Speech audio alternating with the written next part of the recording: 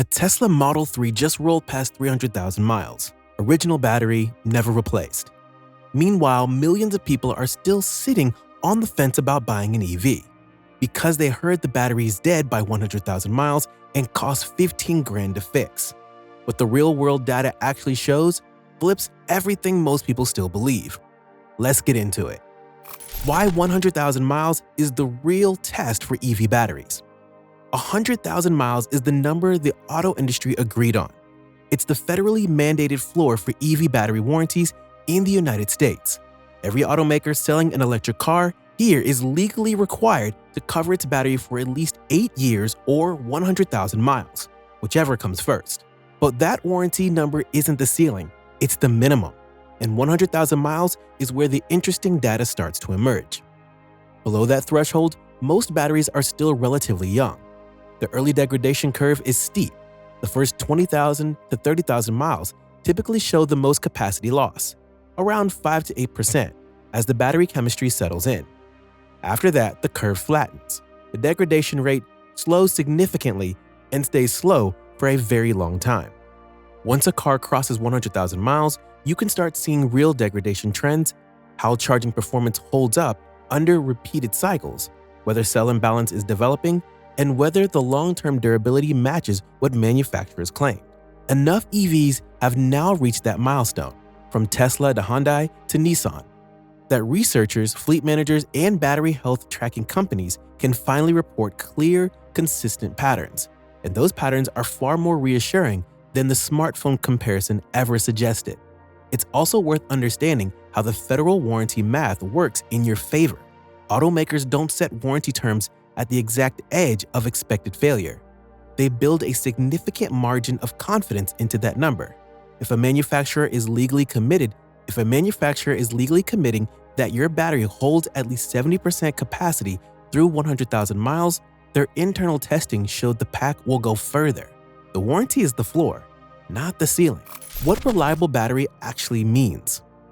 Before we get into the numbers by brand, it's worth being clear on what battery reliability actually means, because capacity loss alone doesn't tell the full story. A true reliable battery doesn't just retain capacity. It shows stable charging performance, meaning the car charges at the same speeds and curves it did when it was new. It shows minimal cell imbalance, individual cells within the pack aging at roughly the same rate, rather than one cluster degrading faster than the rest. It shows low failure rates, the pack running its original chemistry without needing module replacements. And it delivers consistent range over time, meaning the gap between what the car says it can do and what it actually does in real conditions stays small. On all of these measures, modern EV batteries are performing well. According to data from Geotab tracking over 22,000 real-world EVs, the average degradation rate across all models is 2.3% per year. For vehicles that rely primarily on level 2 home charging, that number drops to 1.5% annually. At 2.3% per year, after 100,000 miles of typical US driving rates, you're looking at a battery that still holds 85 to 90% of its original capacity. That's not a battery in decline. That's a battery with plenty of life left. Tesla 3 and Model Y batteries. Tesla has the largest real-world data pool of any EV manufacturer, simply because they've been selling high-volume battery electric vehicles longer than anyone else in the modern era. The numbers are well documented. Tesla's own 2026 Impact Report confirms that Model 3 and Model Y long-range vehicles average around 15% capacity loss after 200,000 miles. Model S and Model X fare even better, around 12% loss over the same distance. At the 100,000 mile mark specifically, most owners report around 10% average degradation. The battery health curve is steep in the first 30,000 miles, then flattens into a long, gradual slope. Charging curves remain stable. Battery failure rates on these platforms are under 0.5%. The key factor behind Tesla's numbers is thermal management. Tesla's liquid-cooled battery system actively regulates pack temperature during charging and driving, which is the primary reason fast charging doesn't destroy these batteries the way it would without it. The battery management software continuously monitors cell voltages, and adjusts charge rates to protect cells from stress. Tesla also updated its official guidance earlier this year to explicitly caution owners against relying on supercharging as their primary method of charging. The recommendation is level 2 home charging for daily use, with superchargers reserved for road trips. Owners following that guidance are consistently showing 90% or more battery capacity at 100,000 miles. Hyundai and Kia E-GMP battery platform. Hyundai and Kia's shared electric platform, the E-GMP, underpins the Iconiq 5, Iconiq 6, and Kia EV6. These vehicles launched more recently than Tesla's fleet, so the high-mileage data pool is smaller. But what early data exists is genuinely promising. The E-GMP platform was engineered with an 800-volt architecture, which enables very fast charging, up to 350 kilowatts peak on capable hardware. That kind of charging speed is only viable long-term with serious thermal management, and Hyundai and Kia built it in. Temperature control during fast charging sessions is tight, and the result is that high-mileage E-GMP vehicles are showing minimal long-term capacity loss compared to their initial delivery condition. Both Hyundai and Kia back their batteries with a 10-year, 100,000-mile warranty, one of the most aggressive coverage packages in the industry. When an automaker extends that level of coverage, they're not guessing. They're signaling that their internal durability data gave them the confidence to make that legal commitment. Consistent fast charging performance and low cell imbalance in early high-mileage examples suggest the E-GMP platform is on track to be one of the most durable battery architectures on the market. Before we continue, hit that subscribe button to stay connected. Nissan Leaf later generations. The Nissan Leaf is the longest-running mass-market EV battery platform on the road. First-generation Leafs built between 2011 and roughly 2017 had a well-documented problem: no active thermal management. Air-cooled batteries in hot climates degraded significantly faster than Nissan originally projected, and owners in places like Arizona and Texas saw raw range drop below 70% within 5 years. That history is real, and it's also outdated. Starting with the second-generation Leaf and the introduction of the larger 40 and 62 kilowatt-hour battery packs, Nissan significantly improved battery chemistry and management. High-mileage examples of newer Leafs are regularly showing 80 to 90% battery capacity after significant use, a substantial improvement over the early platform. The Leaf also provided one of the most important lessons in EV battery history: active thermal management is not optional.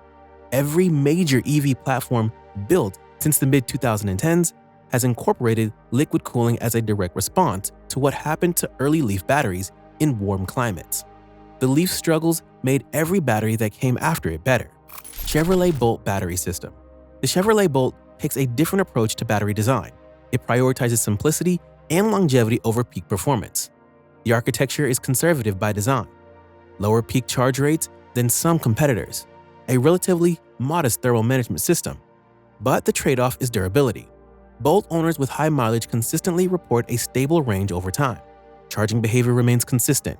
Battery failure rates outside of the 2017 to 2022 recall period, which involved a manufacturing defect, not chemistry aging, are low. GM updated the Bolt's battery pack chemistry and cell supplier following the recall, and the current generation Bolt carries improved durability expectations as a result. For buyers who want a no-drama, long-lived EV at an accessible price point, the Bolt's battery track record post-recall supports that use case. LFP batteries are emerging as the longevity champion. Lithium iron phosphate (LFP) chemistry is taking up an increasing share of the EV market, and the longevity data behind it is exceptional. LFP batteries have a fundamentally different chemistry structure than the nickel-based chemistries in most premium EVs.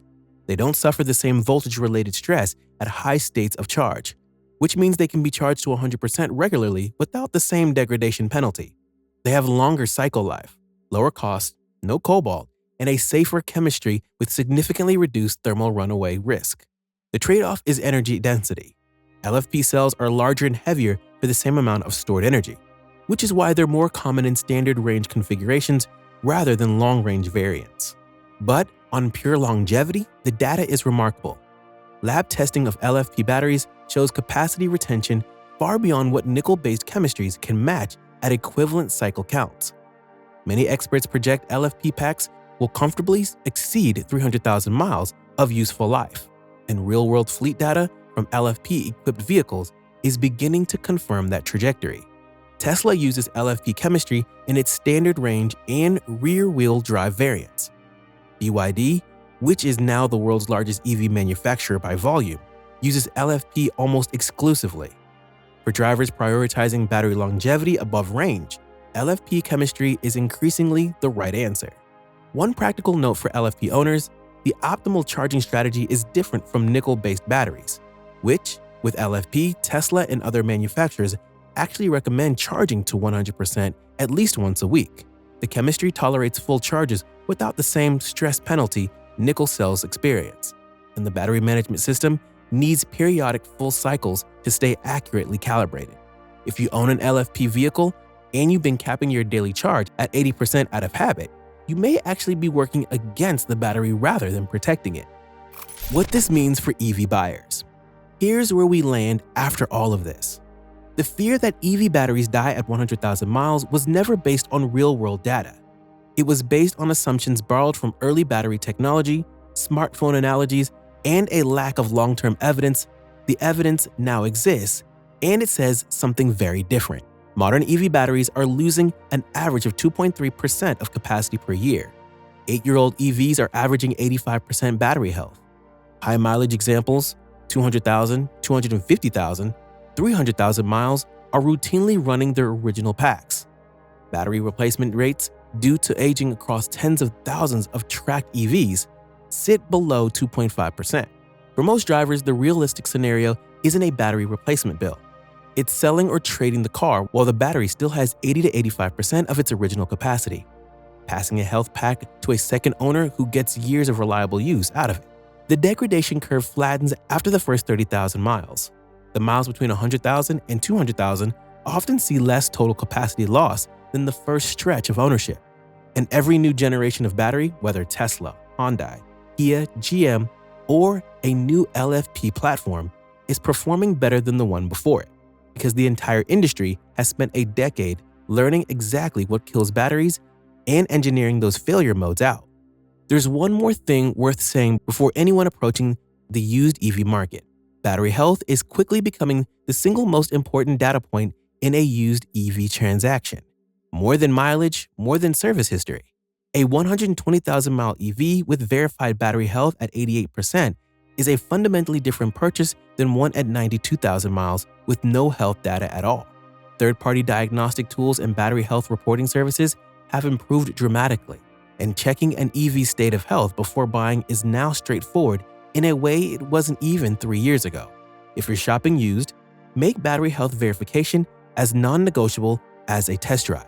The battery in a 2024 or 2025 EV is not the battery in a 2013 Leaf. It's not even close. If you've been holding off because of battery anxiety, the data says that anxiety is 15 years out of date. Drop a comment below. Which platform's numbers surprised you most? And if you found this useful, hit subscribe.